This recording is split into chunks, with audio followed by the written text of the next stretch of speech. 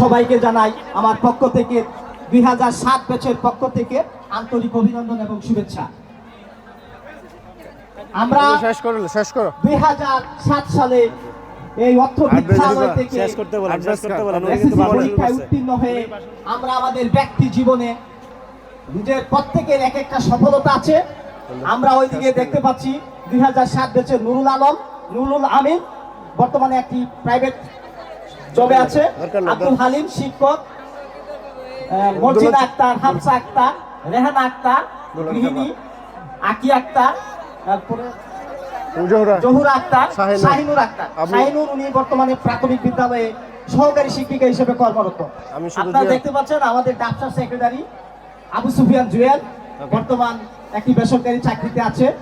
ওইদিকে হাবিবুর রহমান মাসুদ পলাশ উচ্চ বিদ্যালয়ের সহকারী শিক্ষক, হারুনুর রশিদ বাংলাদেশ ডিফেন্সে, আব্দুল সামাদ বাংলাদেশ নৌবাহিনীতে, রজব আলী বাংলাদেশ সেনাবাহিনীতে এবং আমি একটি হাই স্কুলের সহকারী শিক্ষক হিসাবে দিরাই হাফিজ আলী উচ্চ বিদ্যালয়ে কর্মরত আছি। আপনারা সবাই আমাদের জন্য দোয়া করবেন, আমরাও দোয়া করি। আপনারা ভালো থাকবেন, সুস্থ থাকবেন। আসসালামু আলাইকুম ওয়া রাহমাতুল্লাহ। ধন্যবাদ।